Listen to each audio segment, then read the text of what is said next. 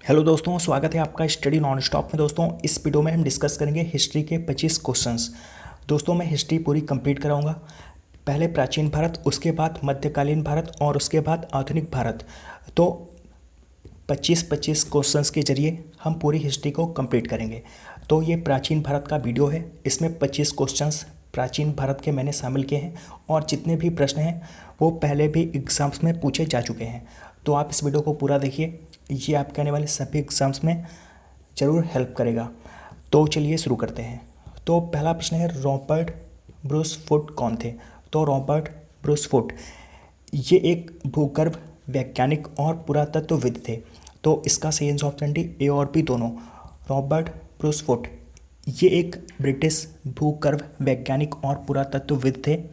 सबसे पहले 1863 में इन्होंने तमिलनाडु के पल्लवरम से प्रागैतिहासिक खोजों की शुरुआत की थी और पुरापाषाण कालीन औजार खोजे थे। तो इसीलिए इनको भारत में प्रागैतिहासिक खोजों का जनक कहा जाता है। भारत में प्रागैतिहासिक खोजों का जनक इन्हें कहा जाता है। अगला प्रश्न है, कोपेनहेगन संग्रहालय की सामग्री से पाषाण, कांस्य और लौह युग का त्रियुगीय विभाजन किसने किया था? तो इसका आंसर ऑप्शन है थॉमसन ने। थॉमसन, इनका पूरा नाम था क्रिश्चियन जर्गेनसन थॉमसन। तो डेनमार्क के कोपेनहेगन संग्रहालय की सामग्री के आधार पर पाषाण, कांस्य और लौह युग का त्रियुगीय विभाजन इन्होंने 1820 में किया था। अगला प्रश्न है, उत्खनित प्रमाणों के अनुसार पशुपालन का प्रारंभ कब हुआ था? तो उत्खनित प्रमाणों के अनुसार पशुपालन का प्रारंभ हुआ था मध्य पाषाण काल में। मध्य पाषाण काल के अंतिम चरण में पशुपालन के साक्ष्य प्राप्त होने लगते हैं और भारत में पशुपालन के साक्ष्य मध्य प्रदेश के होशंगाबाद के आदमगढ़ में तथा राजस्थान के भीलवाड़ा के बागौर जिले से मिलते हैं। तो अगला प्रश्न है, मध्य पाषाणिक प्रसंग में पशुपालन के प्रमाण जहाँ मिले हैं वह स्थान कौन सा है? तो अभी मैंने आपको बताया था आदमगढ़। आदमगढ़ ये मध्य प्रदेश के होशंगाबाद में पड़ता है।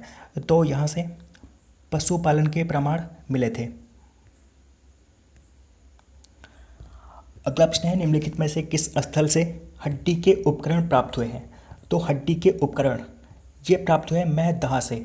महदहा ये उत्तर प्रदेश के प्रतापगढ़ जिले में स्थित है। तो यहाँ से हड्डी एवं सींग से निर्मित उपकरण बड़े पैमाने पर पाए गए हैं।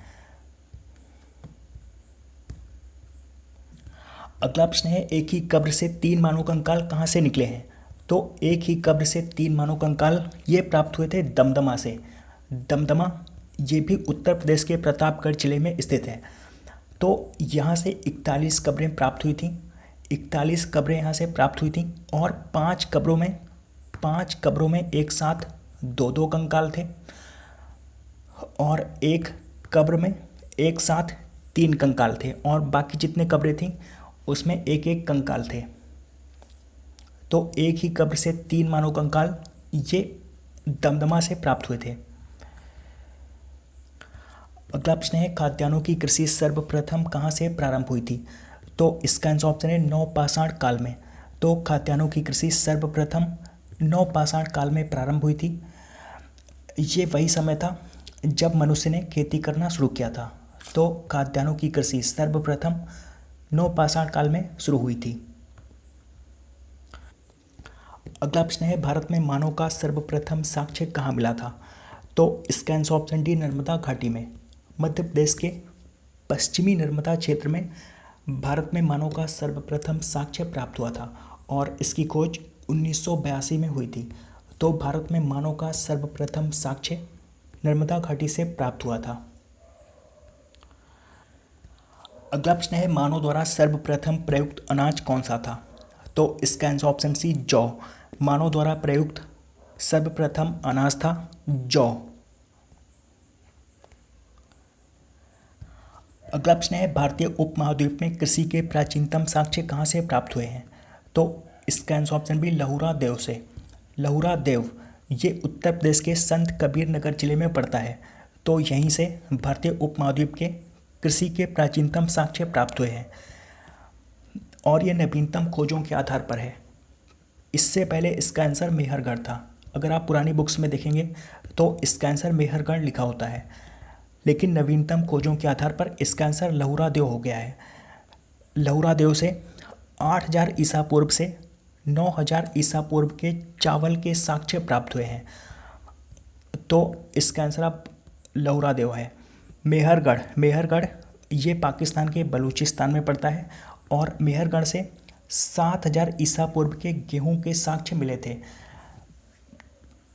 तो अगर एग्ज़ाम में पूछा जाता है कि गेहूं के प्राचीनतम साक्ष्य कहाँ से प्राप्त हुए हैं, तो उसका आंसर होगा मेहरगढ़। लेकिन अगर एग्ज़ाम में पूछता है कि कृषि के प्राचीनतम साक्ष्य या फिर चावल के प्राचीनतम साक्ष्य, तो उसका आंसर होगा लहुरा देव। तो ये आप ध्यान रखिए। अगला प्रश्न है, उस स्थल का नाम बताइए जहाँ से प्राचीनतम अस्थायी जीवन के प्रमाण मिले हैं।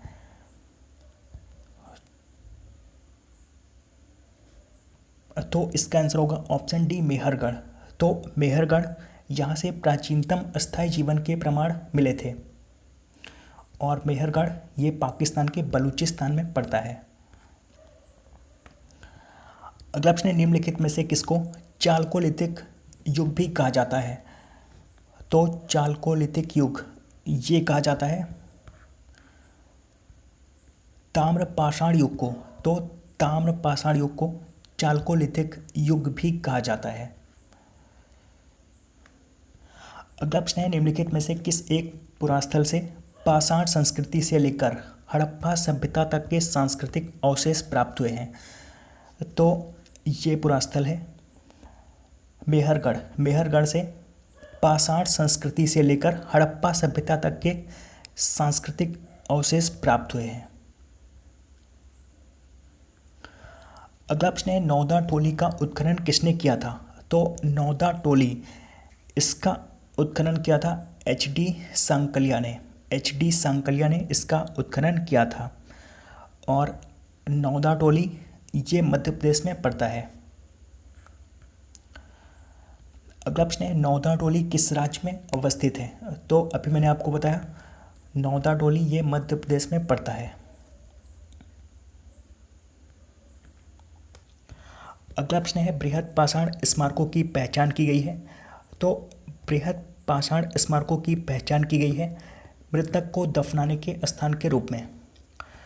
दोस्तों, नवपाषाण युग में दक्षिण भारत में शवों को विभिन्न प्रकार की कब्रों में दफनाया जाता था। तो ऐसी कब्रें जो बड़े बड़े पत्थरों के खंडों से बनाई गई हैं, उन्हीं कब्रों को बृहद पाषाण या फिर इंग्लिश में मेगालिथ कहते हैं। तो बृहद पाषाण स्मारकों की पहचान मृतक को दफनाने के स्थान के रूप में की गई है। अगला प्रश्न है, राख का टीला निम्नलिखित में से किस नवपाषाणिक स्थल से संबंधित है। तो ये संबंधित है संगन कल्लू से और ये कर्नाटक के मैसूर में पड़ता है और यहीं से राख के टीले प्राप्त हुए हैं। तो राख का टीला ये संगन कल्लू से संबंधित है। अगला प्रश्न है, भीमबेटका किस लिए प्रसिद्ध है। तो भीमबेटका ये प्रसिद्ध है गुफाओं के शैल चित्र के लिए और भीमबेटका ये मध्य प्रदेश के रायसेन में पड़ता है। इन गुफाओं से प्रागैतिहासिक शैल चित्र प्राप्त हुए हैं। तो भीमबेटका ये गुफाओं के शैल चित्र के लिए प्रसिद्ध है। अगला प्रश्न, भारत के किस शिलाश्रय से सर्वाधिक चित्र प्राप्त हुए हैं। तो इसका आंसर ऑप्शन बी भीमबेटका से, भीमबेटका जो कि मध्य प्रदेश में है। अगला प्रश्न है, गैरिक मृदभांड पात्र का नामकरण कहाँ हुआ था। तो गैरिक मृदभांड पात्र का नामकरण हुआ था हस्तिनापुर में। यहाँ से गैरिक मृदभांड पात्र के साक्ष्य मिले थे।